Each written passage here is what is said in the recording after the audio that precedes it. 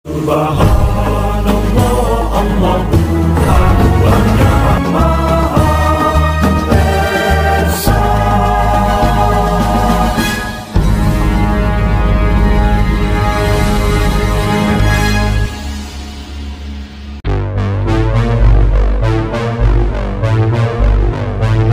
Pada tanggal 21 Mei 1998, Presiden Soeharto lengser ke Prabon akibat desakan arus reformasi yang kuat, mulai yang mengalir dari diskusi terbatas, unjuk rasa, unjuk keprihatinan, sampai istighosah akbar dan lain sebagainya.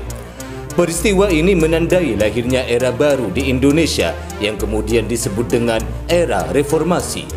Sehari setelah peristiwa bersejarah itu, Pengurus Besar Nahdlatul Ulama atau PBNU, di mana Kiai Haji Abdul Rahman Wahid atau Gus Dur selaku Ketua Umum PBNU waktu itu, mulai kebanjiran usulan dari warga Nahdlatul Ulama di seluruh pelosok tanah air. Usulan yang masuk ke Pengurus Besar Nahdlatul Ulama yang diketuai oleh Gus Dur saat itu sangat beragam. Ada yang hanya mengusulkan agar PBNU membentuk parpol dan juga ada yang mengusulkan nama parpol. Tercatat ada 39 nama parpol yang diusulkan. Nama yang terbanyak yang diusulkan adalah Partai Nahdlatul Ummah, Partai Kebangkitan Ummah, dan Kebangkitan Bangsa. Ada juga yang mengusulkan lambang parpol. Unsur-unsur yang terbanyak diusulkan untuk lambang parpol adalah gambar bumi, bintang 9, dan warna hijau. Serta ada yang mengusulkan bentuk hubungan dengan Nahdlatul Ulama. Ada juga yang mengusulkan visi dan misi partai politik, ADART partai politik, nama-nama untuk menjadi pengurus parpol. Di antara usulan yang paling lengkap berasal dari Lajnah 11 Rembang yang diketuai oleh Kiai Haji Muhammad Khalil Bisri dan pengurus wilayah Nahdlatul Ulama Jawa Barat. Dalam menyikapi usulan yang masuk dari masyarakat Nahdiyin ini, Pengurus Besar Nahdlatul Ulama yang dipimpin oleh Gus Dur ini menanggapinya secara hati-hati. Hal ini didasarkan pada adanya kenyataan bahwa hasil Muktamar Nahdlatul Ulama ke-27 di Situ Bondo yang menetapkan bahwa secara organisatoris Nahdlatul Ulama tidak terkait dengan partai politik manapun dan tidak melakukan kegiatan politik praktis. Namun demikian, sikap kehati-hatian yang ditunjukkan oleh PBNU di mana Gus Dur selaku Ketua Umum belum memuaskan keinginan warga Nahdlatul Ulama, sehingga banyak pihak dan kalangan Nahdlatul Ulama dengan tidak sabar bahkan langsung menyatakan berdirinya partai politik untuk mewadahi aspirasi politik warga Nahdlatul Ulama setempat. Di antara yang sudah mendeklarasikan sebuah partai politik adalah Partai Bintang 9 di Purwokerto dan Partai Kebangkitan Umat di Cirebon. Pada akhirnya, Gus Dur dengan PBNU-nya mengadakan rapat harian suriah dan tanfidiyah Pengurus Besar Nahdlatul Ulama pada tanggal 3 Juni 1998. Forum rapat harian suriah dan tanfidiyah Pengurus Besar Nahdlatul Ulama yang dipimpin oleh Gus Dur ini menghasilkan keputusan untuk membentuk tim 5 yang diberi tugas untuk memenuhi aspirasi warga Nahdlatul Ulama.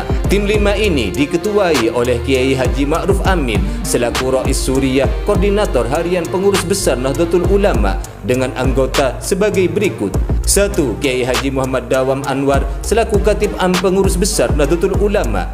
2. Dr. Andes Kiai Haji Said Akil Siraj MA selaku Wakil Khatib Am Pengurus Besar Nahdlatul Ulama. 3. Haji Muhammad Rozi Munir SE selaku Ketua PBNU. Dan 4. Ahmad Baja selaku Sekretaris Jenderal Pengurus Besar Nahdlatul Ulama.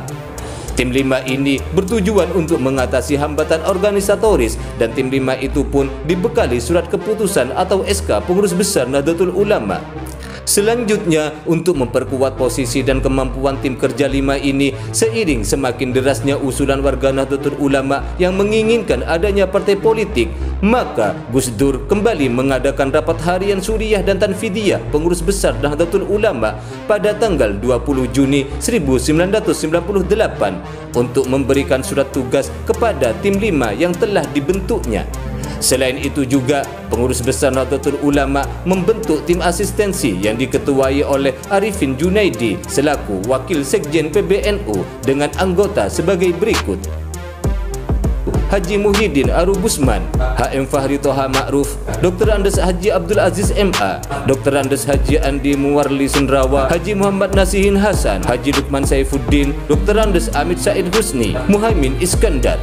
Tim asistensi ini bertugas membantu tim 5 dalam menginventarisasi dan merangkum usulan yang ingin membentuk partai politik baru dan membantu warga Nahdlatul Ulama dalam melahirkan partai politik baru yang dapat mewadahi aspirasi politik warga Nahdlatul Ulama. Pada tanggal 22 Juni 1998, tim 5 dan tim asistensi mengadakan rapat kembali untuk mendefinisikan dan mengelaborasikan tugas-tugasnya.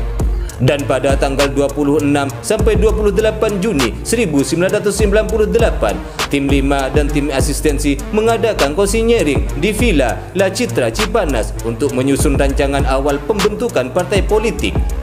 Pertemuan ini menghasilkan 5 rancangan, yaitu pokok-pokok pikiran Nahdlatul Ulama mengenai reformasi politik, mabda' siasi, hubungan partai politik dengan Nahdlatul Ulama, ADART dan naskah deklarasi. Sang inisiator pembentukan parpol bagi warga Nahdlatul Ulama, yakni Kiai Haji Abdul Rahman Wahid atau Gus Dur, selaku Ketua Umum Pengurus Besar Nahdlatul Ulama saat itu, merasa prihatin terhadap kelompok-kelompok Nahdlatul Ulama yang ingin mendirikan partai politik Nahdlatul Ulama.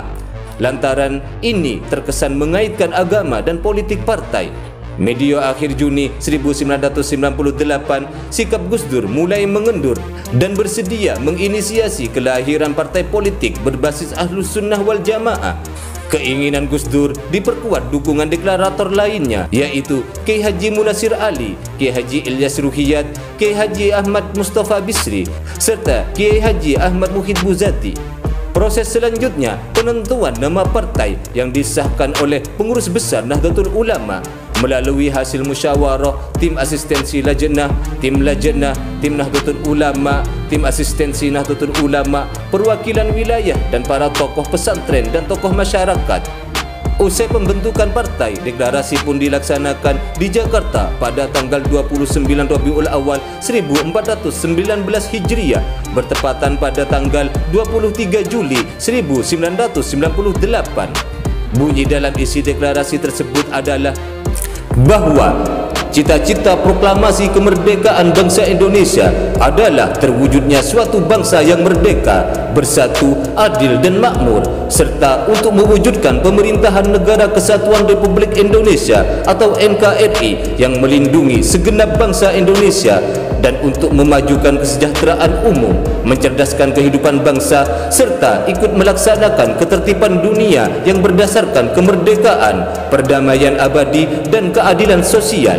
Bahwa wujud dari bangsa yang dicita-citakan itu adalah masyarakat beradab dan sejahtera yang mengejawantahkan nilai-nilai kejujuran, kebenaran, kesungguhan dan keterbukaan yang bersumber dari hati nurani, bisa dipercaya, setia dan tepat janji, serta mampu memecahkan masalah sosial yang bertumpu pada kekuatan sendiri.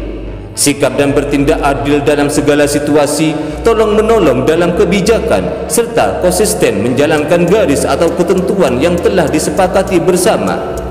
Maka dengan memohon rahmat, taufik, hidayah dan inayah Allah Subhanahu wa taala, serta didorong oleh semangat keagamaan, kebangsaan dan demokrasi, kami, warga Jam'iyah Nahdlatul Ulama, dengan ini menyatakan berdirinya partai politik yang bersifat kejuangan, kebangsaan, terbuka dan demokratis yang diberi nama Partai Kebangkitan Bangsa.